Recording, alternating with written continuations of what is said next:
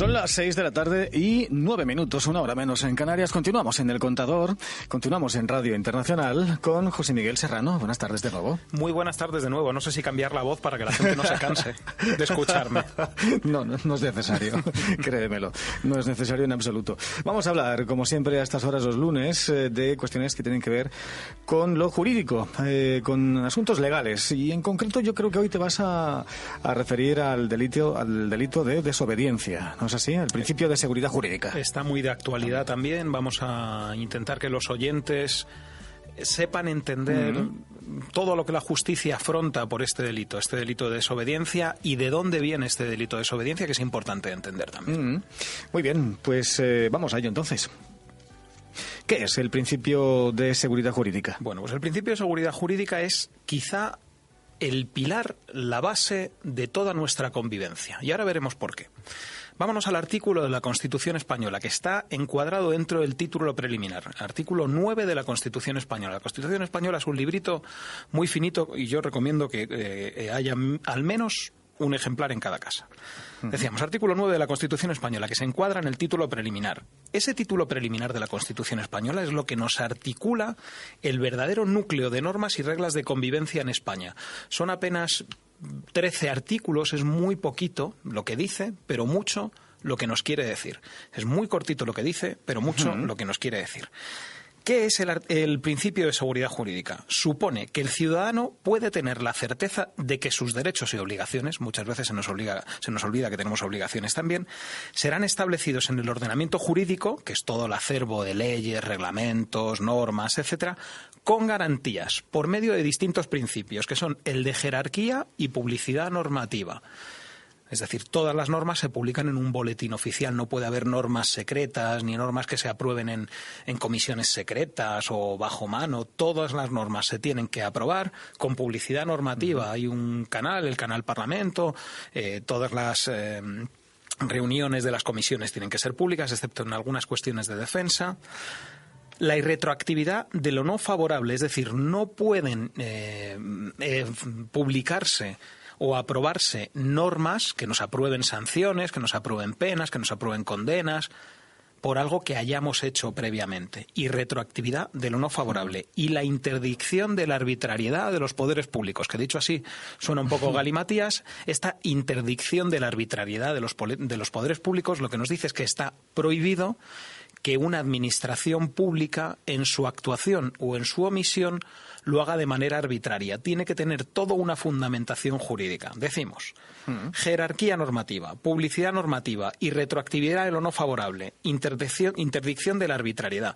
Todo esto lo recoge una sentencia de las primeras del Tribunal Constitucional, casi nada más formarse, la 27/1981. ¿Para qué? Para conseguir ese principio de seguridad jurídica en un ambiente de justicia, de igualdad y de libertad. Eso ya nos va sonando un poco más, ¿verdad? Sí. El propio Tribunal Constitucional, un poquito más adelante, ya en el año 90, en la sentencia 46/1990, es muy importante y yo creo que puede ser interesante que la gente se las lea también. Determina que el principio de seguridad jurídica implica que el legislador debe perseguir la claridad y la no confusión normativa. No puede haber un choque entre distintas normas. Por eso es por lo que el Tribunal Constitucional en muchas ocasiones tumba normas de comunidades autónomas. No es para no favorecer las competencias o el autogobierno de las comunidades autónomas, sino porque choca con el contenido o con las competencias que puede tener atribuidas el Estado por la Constitución, por los estatutos de autonomía o por las distintas leyes. Esa jerarquía normativa de la que hablábamos. El legislador debe procurar que acerca de la materia sobre la que se legisle sepan los operadores jurídicos y los ciudadanos a qué atenerse. Esa es la seguridad jurídica, el saber que cada uno de mis pasos, cada una de mis acciones, cada uno de mis comentarios, cada uno de mis comportamientos o cada una de mis omisiones va a tener una respuesta determinada por parte de la administración pública, por parte de los poderes públicos, ya sea el Ejecutivo, el Legislativo o el Poder Judicial. Esa es la seguridad jurídica, que yo sepa a qué tengo que atenerme. Es decir, que por medio del principio de seguridad jurídica todos debemos de tener la certeza de cuáles van a ser las consecuencias de esos actos. Eso es lo que conocemos como seguridad jurídica. ¿De qué manera protegen los poderes públicos el principio de seguridad jurídica? Podemos decir que el principio de seguridad jurídica radica en la confianza legítima. Has visto que te lo remarco aquí en negrita, confianza legítima. Dos palabras también, que dicen poco pero que quieren decir mucho. Que al ciudadano le dispensa el contenido del ordenamiento jurídico, que no nos olvidemos, no lo dicta el Gobierno, sino que emana del Poder Legislativo, que es al que todos votamos las listas para el Congreso de los Diputados, para el Senado, para los parlamentos regionales, incluso para las corporaciones municipales. Esos son los poderes, el Poder Legislativo es del que emanan las normas. Y esas normas es en las que nosotros debemos tener esa confianza legítima. En una sociedad ideal, pues ¿qué nos encontramos? Que esa confianza no quedaría nunca quebrada. Pero bueno, sabemos que no vivimos desafortunadamente en una sociedad ideal y que la práctica nos muestra innumerables ejemplos que obligan a los poderes públicos a dotarse de instrumentos para esa confianza legítima o para esa seguridad jurídica. Si bien en nuestro Estado de Derecho es legítimo disentir del contenido de las leyes en base al derecho a la libertad de expresión, un derecho fundamental y muy importante consagrado en el artículo 20 de la Constitución española, de ese librito pequeñito de que hablábamos, la subversión, creo que esto nos va a sonar como muy de actualidad, y la violación del ordenamiento jurídico, es decir, el quebrantamiento de esa confianza legítima en el ordenamiento jurídico, ha de encontrar respuesta igualmente prevista en la propia norma. No se pueden dictar leyes de excepción para comportamientos de excepción. Tiene que ser el ordenamiento jurídico vigente el que responda a comportamientos que se puedan considerar delictivos o una infracción desde el punto de vista administrativo. En función de la gravedad de la conducta, así como de las consecuencias de la misma, y como consecuencia al derecho que el Estado, esto es muy importante, tiene para el uso legítimo de su poder coercitivo, es decir, el Estado puede utilizar la fuerza siempre que sea proporcionado, para reprender según qué comportamientos. La sanción a la que se enfrenta el ciudadano puede ser administrativa o de naturaleza penal. ¿Y dónde se encuentran reguladas las sanciones administrativas? Vale, esas sanciones administrativas, digamos que responden a comportamientos o a consecuencias que no se consideran de extrema gravedad para el quebrantamiento de esa seguridad jurídica, de esa confianza legítima a la que hacíamos referencia. Nos tenemos que ir a la Ley Orgánica 4/2015 para la protección de la seguridad ciudadana. Dicho así, probablemente a muy poquita gente le suene, pero si te hablo de lo que se conoce coloquialmente como la Ley Mordaza, pues quizá a los oyentes les vaya sonando algo más. Claro. Ley Mordaza, a la que muchos hacen referencia probablemente sin haber leído ni el preámbulo, ni la exposición de motivos, ni el articulado. Pero en su momento se habló tanto de la Ley Mordaza que ya todos tenemos más o menos claro. Efectivamente, la Ley Mordaza, mal llamada Ley Mordaza, Ley para la Protección de la Seguridad Ciudadana, lo que sí que hizo en un momento de grave crisis económica y de un ataque al Estado de Derecho fue ampliar el abanico de infracciones y agravar, en cierto modo, las sanciones. Podremos estar de acuerdo o no estar de acuerdo, pero insistimos, las leyes emanan del poder legislativo que está elegido por la mayoría de la población. El artículo 1 de la Ley de Seguridad Ciudadana determina que el objeto de la misma es la salvaguarda del pleno ejercicio de los derechos fundamentales, otra cosa que dice muy poquito, pero nos dice mucho, y las libertades públicas con sujeción a la Constitución y a las leyes. Esa jerarquía normativa, la Constitución como norma en la cúspide del ordenamiento jurídico y las leyes basadas en esa Constitución. Es decir, la función de dicha ley es ni más ni menos que garantizar el principio de seguridad jurídica al que antes hacíamos alusión en todo el territorio nacional, desde los Pirineos hasta Canarias. Reviste especial importancia en este sentido el contenido del artículo 3 de la ley, según el cual constituyen los fines principales y de la acción de los poderes públicos en su ámbito de aplicación. Bueno, pues tenemos aquí un listado de 8 o 10 fines. Muy importante, la protección del libre ejercicio de los derechos fundamentales y las libertades públicas, como mencionábamos anteriormente. La garantía del normal funcionamiento de las instituciones. Todo esto nos suena, ¿verdad? La preservación de la seguridad y la convivencia ciudadanas, nos sigue sonando. El respeto a las leyes, a la paz y a la seguridad ciudadana al ejercicio de los derechos y libertades. Qué importante es el respeto a las leyes, José Luis. La protección de las personas y bienes, con especial atención a menores y a personas que sean necesitadas de una especial protección, alguien que pueda tener una discapacidad. La pacífica utilización de vías y demás bienes y, en general, espacios destinados al uso y disfrute público. ¿Por qué se prevé esto? Bueno, pues porque si alguien corta la vía sin estar legitimado para ello, puede incurrir, como veremos a continuación, en una infracción de la Ley de Seguridad Ciudadana. La garantía de condiciones de normalidad en la prestación de los servicios básicos para la comunidad.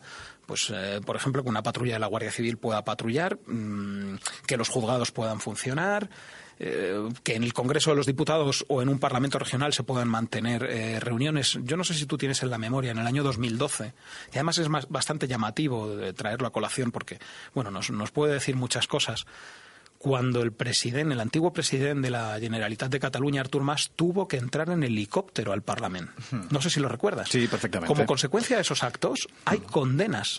Parece que la gente lo ha olvidado eso a día de hoy. Como consecuencia de esos actos de no permitir el normal funcionamiento de unos servicios básicos para la comunidad, como puede ser un Parlamento regional en este caso, bueno, pues puede tener condenas. Por cierto, dicho sea de paso, a personas simpatizantes o integrantes incluso de las filas de las CUP, que ahora, bueno, son parte del núcleo de decisión en la Generalitat de Cataluña o en el Parlamento catalán. Eso pareció evidenciarse en su momento. Desde el punto de vista jurídico, la ley es ciega, la justicia es ciega en este caso. Está muy bien representada gráficamente la justicia con esa balanza y con esa venda, porque la justicia es ciega.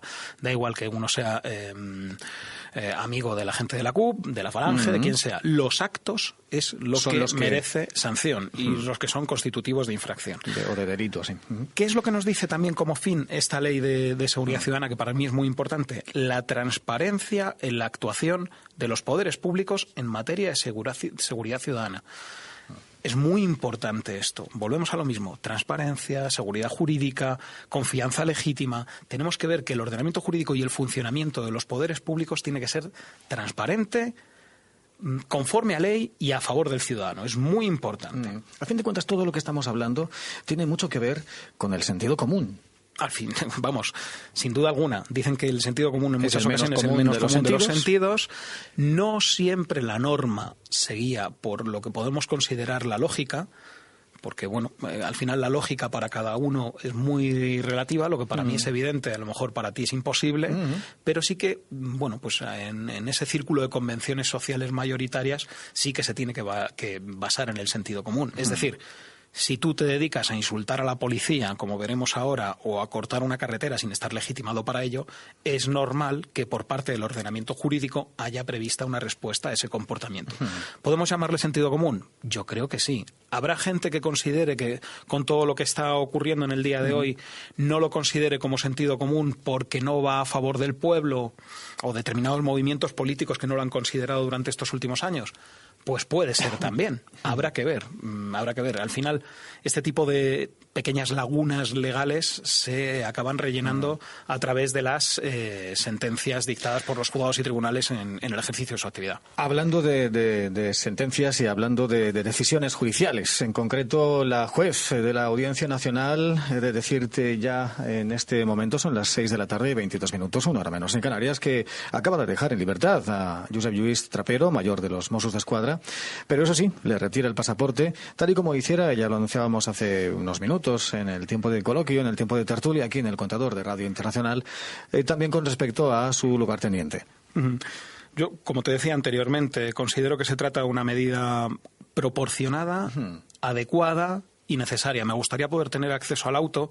No sé si en algún momento se llegará a publicar. Lo estamos viendo casi en directo, en vivo. Sí. Justo en este momento es cuando se está haciendo pública esta decisión por parte de la juez de la juez Lamela, Audiencia Nacional, la juez Lamela. Yo entiendo que en este caso, ya te digo, siendo cautos y siendo precavidos, no se daban los elementos para poder dictar una medida tan gravosa como es la prisión provisional de una persona. Sí, confío en que el futuro nos acabe dando la razón. Claro, porque decías tú con buen criterio, claro, lógicamente, con conocimiento de causa, que no se podían destruir pruebas, porque, bueno, pues ya están los informes de la Guardia Civil, ya están los informes son hechos pertinentes, son hechos pasados, todos tenemos información al respecto, también las instancias judiciales al respecto de lo que pasó, porque, bueno, los diferentes medios de comunicación también informaron al respecto.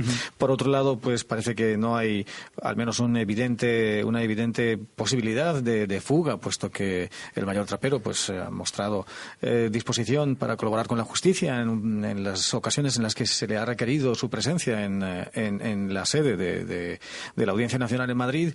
Ha acudido sin poner ninguna traba al respecto y por otro lado, bueno, pues tampoco se dan otras circunstancias que quizá podrían aconsejar ese ingreso en prisión de forma preventiva, de forma provisional, preventiva.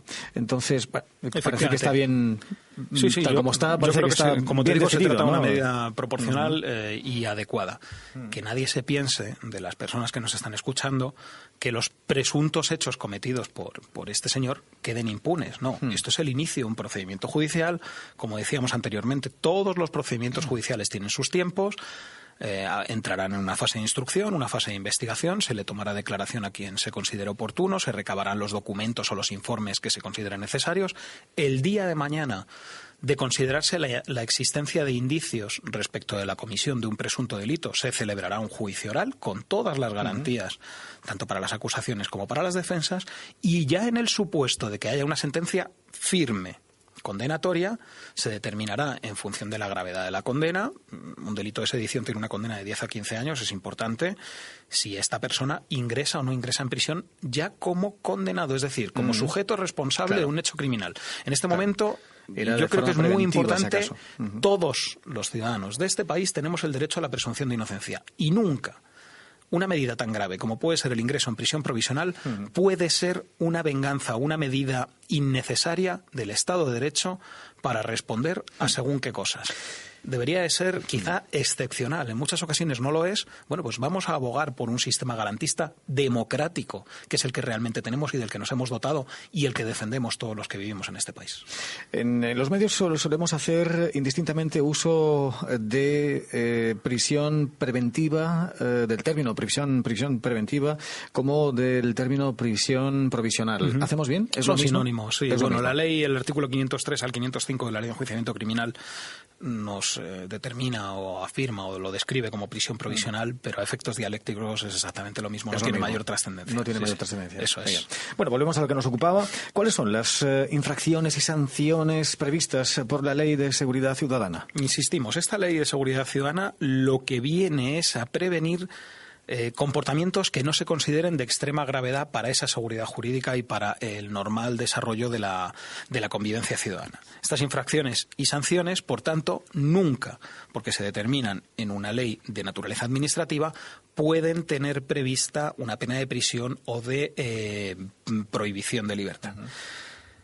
Nos vamos al al título quinto de la ley, en este caso al artículo 35, y nos dice que las infracciones, las conductas más graves, hay muchas, podemos destacar las reuniones o manifestaciones no comunicadas o prohibidas en infraestructuras o instalaciones en las que se prestan servicios básicos para la comunidad o en sus inmediaciones, así como la intrusión en los recintos de estas, incluidos o sobrevuelo, cuando en cualquiera de estos supuestos haya generado un riesgo para la vida o integridad física de las personas. En el caso de reuniones y manifestaciones serán responsables los organizadores o promotores. También nos suena, ¿verdad? Quizá de un mes. Vamos, nos suena muchísimo. Y sobre todo me llama la atención lo de incluido el sobrevuelo, su sobrevuelo.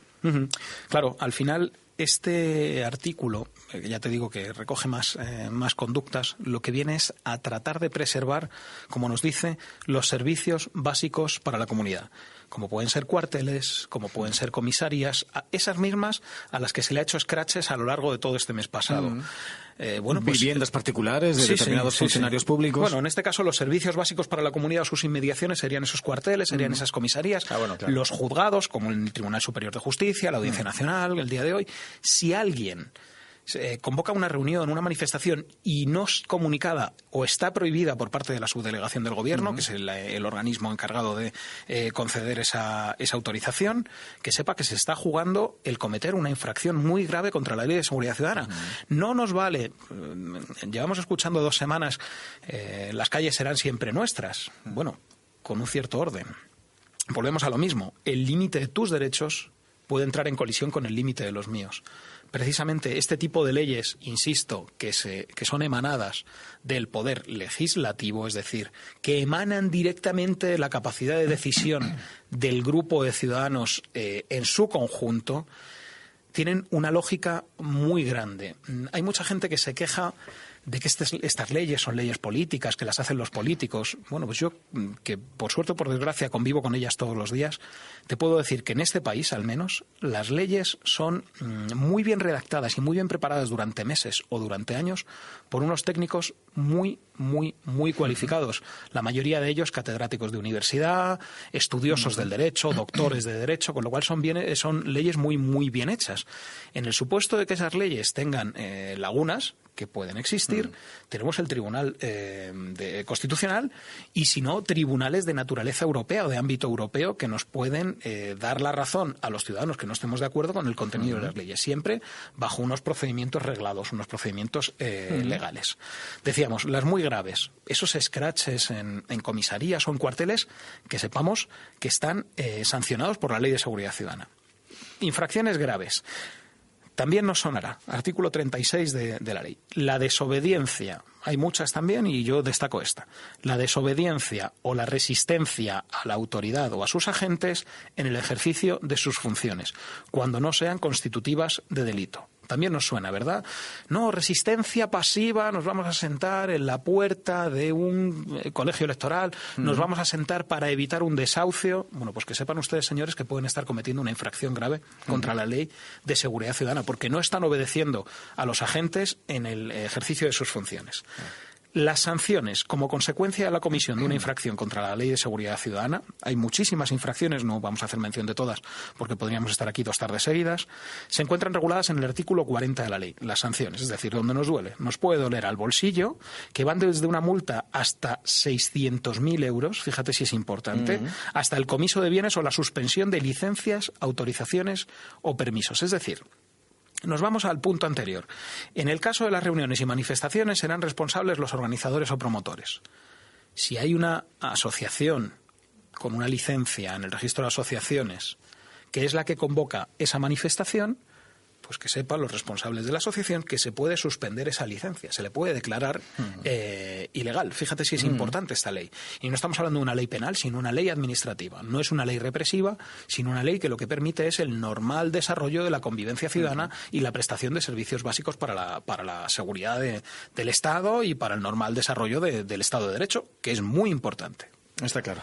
¿De qué manera responde el legislador a las desobediencias más graves? Bueno, pues ya nos vamos ante situaciones más serias.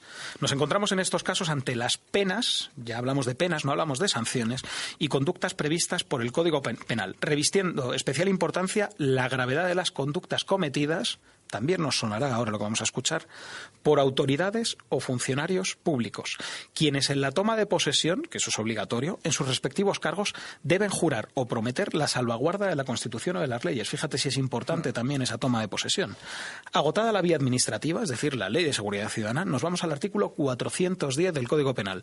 Estoy convencidísimo de que aquí en adelante, aparte de hablar del delito de sedición, escucharemos mucho hablar de este artículo, el 410 del Código Penal, que nos dice que las autoridades o funcionarios públicos que se negaren abiertamente a dar el debido cumplimiento a, muy importante, resoluciones judiciales, es decir, resoluciones dictadas por un juez independiente en su cometido del Poder Judicial, esa independencia o esa separación de poderes, decisiones u órdenes de la autoridad superior dictadas dentro del ámbito de su respectiva competencia, será considerado reo de un delito de desobediencia. Ya nos encontramos casi con el final, ese famoso delito de desobediencia, artículo 410 del Código Penal. Como pena... Es el delito que se les podría imputar a determinadas autoridades en Cataluña en estos momentos, ¿no? Y el futuro inmediato nos dirá que se les considera como investigados por la comisión de este delito. Este delito de desobediencia lo que persigue es castigar un ataque frontal a la seguridad jurídica y a la confianza legítima en el Estado de Derecho y en el ordenamiento jurídico. Es decir, en el orden que, insisto, nos hemos dado todos los españoles y que, bueno, pues tiene sus fallos, pero en líneas generales funciona. Como pena ante tal comportamiento, no nos olvidemos de que se trata de autoridades o funcionarios en el ejercicio de su cargo los que desobedezcan, luego veremos particulares, el legislador ha previsto una inhabilitación para empleo o cargo público hasta 2 años. En este caso, el señor Artur Mas, por ejemplo, fue condenado como consecuencia de este delito, del artículo 410 del Código Penal. Por eso no ha ingresado en prisión, porque el Código Penal prevé una inhabilitación. de hasta 2 años, que fue lo que ocurrió con el antiguo presidente de la Comunidad Autónoma de Cataluña. Nos vamos al artículo siguiente, artículo 411 del Código Penal. Es un artículo que considera un comportamiento agravado y que agrava la pena hasta los 3 años de inhabilitación a quien sea reiterativo en su desobediencia, por cuanto no acata las órdenes de sus superiores a pesar de haber sido prevenido en 2 ocasiones al respecto. Es decir, yo considero que no voy a acatar una norma, una ley, una orden porque la considero injusta y por escrito, evidentemente, o de alguna manera que quede constancia, me dicen, no, es que tú tienes que acatar esa norma. Yo me vuelvo a negar a acatar esa norma o esa orden, bueno, pues que nuestros oyentes, si alguien es autoridad o funcionario público, sepa que se está arriesgando a la comisión de un delito de los previstos en el artículo 411 del Código Penal, que tiene previsto una pena de hasta 3 años de inhabilitación, mucho más grave. Y, por último, respecto de autoridades o funcionarios, nos vamos al artículo 412 del Código Penal, el siguiente, que prevé igualmente una inhabilitación grave, también por tiempo hasta 3 años. Tú imagínate lo que son 3 años sin trabajar y sin cobrar, y además con una condena, así como una multa al funcionario público que, requerido por la autoridad competente, no prestare el auxilio debido para la administración de justicia u otro servicio público. Te pongo un ejemplo. Un juzgado, Audiencia Nacional, un juzgado de instrucción, requiere a la Junta de Andalucía para que aporte una serie de datos respecto de quién se ha visto favorecido por determinadas ayudas, ya sean para formación, sean del PER, lo que sea. La Junta de Andalucía desobedece en 4 o 5 ocasiones. El juzgado dictará una resolución encaminada a un determinado funcionario, que es este artículo 412 del Código Penal, pues el encargado de la Consejería de Economía, para ver a quién se le han concedido esas ayudas. Si el encargado de la Consejería de Economía, ya sea el consejero, un director general o quien sea, no hace caso de este tipo de órdenes judiciales, que sepa que está cometiendo un delito de los previstos en el artículo 412 del Código Penal. Es muy importante. Tiene que ser, insistimos, un funcionario. ¿Y si el que desobedece es un particular? Vale, pues ya nos salimos del ámbito de los funcionarios, de las autoridades y tal, y nos vamos un poquito más adelante. El artículo 556 del Código Penal, que determina que serán castigados con la pena de prisión. Ya no hablamos de inhabilitaciones, no hablamos de multa, hablamos de prisión de hasta 1 año o multa de 6 a 18 meses los que se resistieren o desobedecieren gravemente a la autoridad o sus agentes en el ejercicio de sus funciones, o al personal de seguridad privada debidamente identificado que desarrolle actividades de ayuda a las fuerzas y cuerpos de seguridad.